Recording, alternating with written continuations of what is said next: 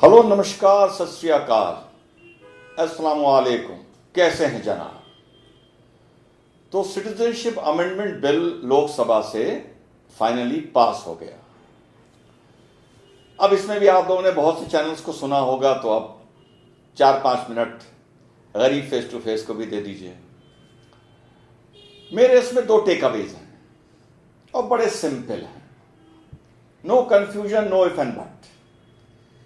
पहला इसका take away ये है, जो अमेंडमेंट बिल में ये आया है कि 2014 से पहले 31 दिसंबर अफगानिस्तान, पाकिस्तान एंड बांग्लादेश से Hindu, Sikh, Christian, Buddhist, Parsis जो वहां से इंडिया में एंटर करें हैं, उनको प्रेफरेंस देके सिटीजनशिप यहां की दे दी जाएगी।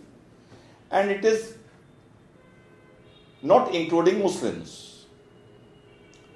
बड़ा सिंपल टेक अवे है।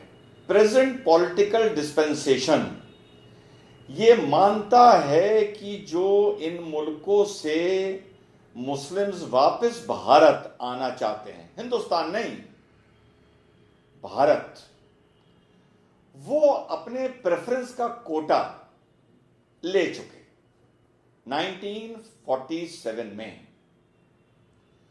और इस पॉलिटिकल डिस्पेंसेशन को यह लगता है कि वो लोग आकर इंडिया में सूनर और लेटर कोई ना कोई उनकी न्यूसेंस वैल्यू वो अपनी क्रिएट करेंगे इन एनी फॉर्म।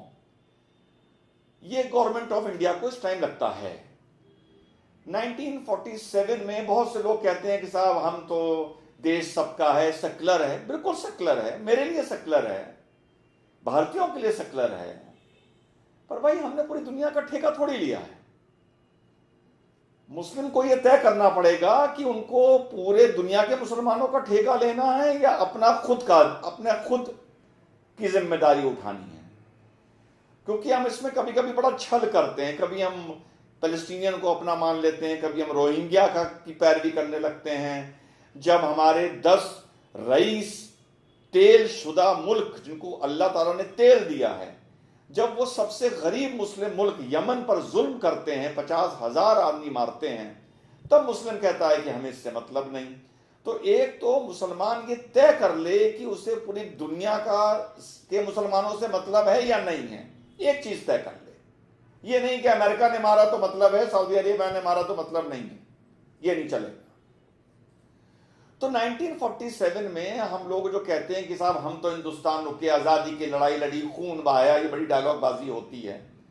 तो भैया 2 देश ले तो लिए ना आज़ादी की लड़ाई पर हम लोगों ने यार। मैंने कब तक आज़ादी की लड़ाई का हम डुगडुगे बजाते रहेंगे? 2 देश ले लिए, सरिया ले लिया, चांतारा ले लिया, हरा झंडा ले लिया, कब तक आज़ादी की लड़ाई की हम दुहाई देते रहेंगे? बड़ी अजीब बात लगती है ये। और दूसरी ये कि जो लोग कहते हैं भाई हम तो इंडिया में रुके बाई चॉइस, ये गुमराह करते हो आप लोग सबको। अगर आपको मुस्लिम लीग ये बता चुकी थी कि हम देश का बंटवारा करेंगे, 2 नेशन थ्योरी हम लाएंगे, और एक और सुन लो, जनसंघ की 2 नेशन थ्योरी नहीं थी, वीर सावरकर की नहीं थी। जब सर सैयद अहमद 1885-86 में, 84-85 में शायद, जब उन्होंने तैयब जी को चिट्ठी लिखी थी और 2 नेशन थ्योरी की बात करी थी, तो वीर सावरकर शायद उस टाइम 2 साल के थे। तब से 2 नेशन थ्योरी चल रही है इंडिया में।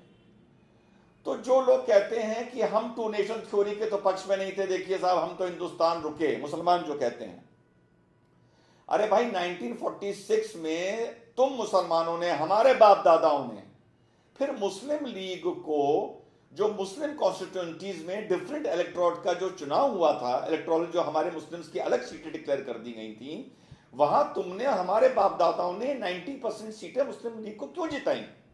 नहीं जितानी चाहिए थी कि नहीं हम मुस्लिम लीग की 2 नेशन थ्योरी से इत्तेफाक नहीं रखते, देश ही ना पड़ता, मुस्लिम लीग चुनाव हार जाती। हम मुसलमानों ने, हमारे बाप दादाओं ने मुस्लिम लीग को 1947 में मुसलमानों का सबसे बड़ा नेता बना दिया। और कब बना दिया? जब वो ऑलरेडी कह रहा था कि हम हिंदुस्तान का बंटवारा करेंगे।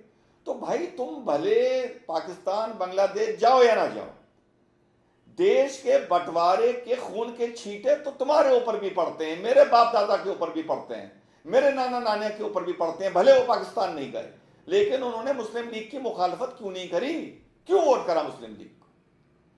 तो एक ये कुल मिला के बात है, हम अपने हक का कोटा, हम अपना वरदान ले चुके हैं इस देश से। अब जो भी हमें मिल रहा है भैया, ये था, मैं तो कहता हूं thank you very much to Hindus.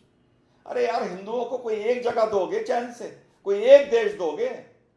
यहां पे सेकुलरिज्म का नाटक शुरू हो जाता है और हर जगह इस्लाम जिंदाबाद, शरिया जिंदाबाद, कोई देश कह रहे हैं क्रिश्चियनिटी जिंदाबाद, कोई देश कह रहे हैं जुडिज्म जिंदाबाद, कोई कह रहे हैं बुद्धिज्म जिंदाबाद।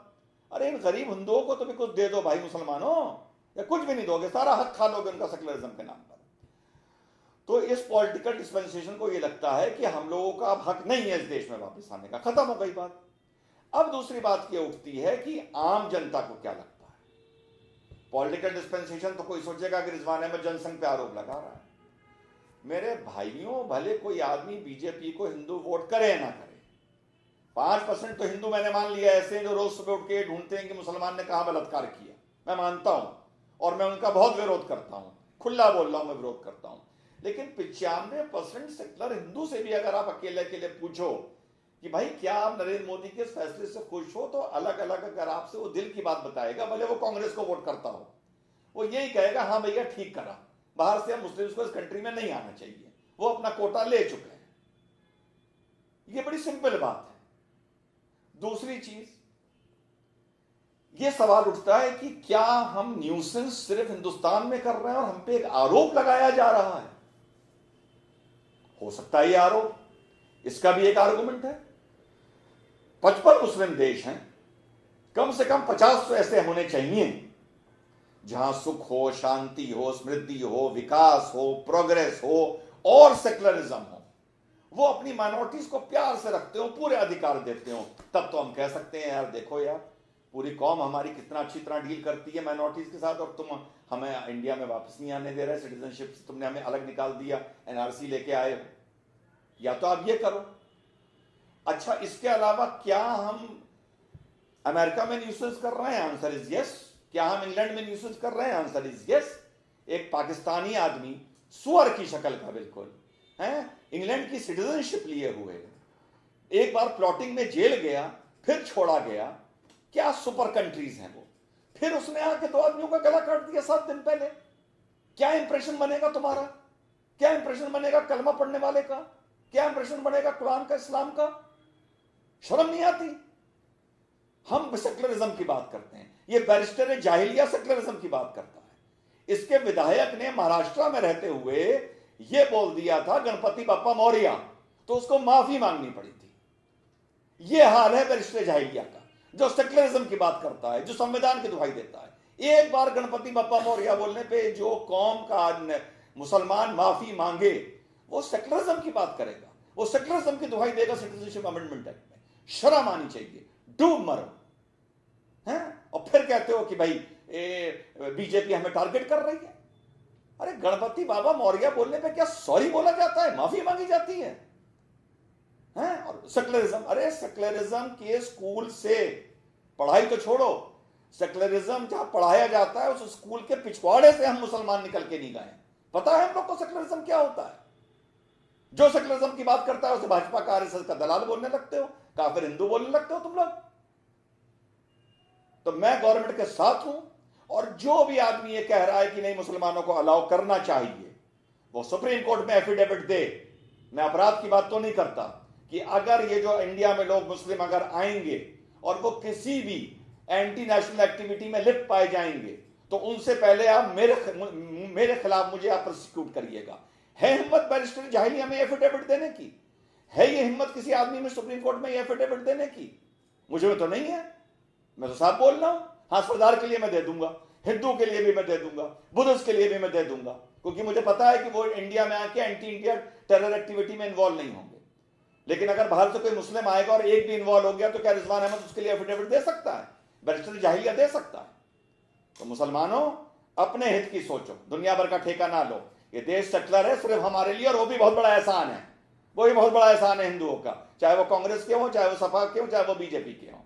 एहसान मानो और खुश रहो, और नेतागिरी ना करो दुनिया में। क्लियर? इतनी से बात बोलनी थी।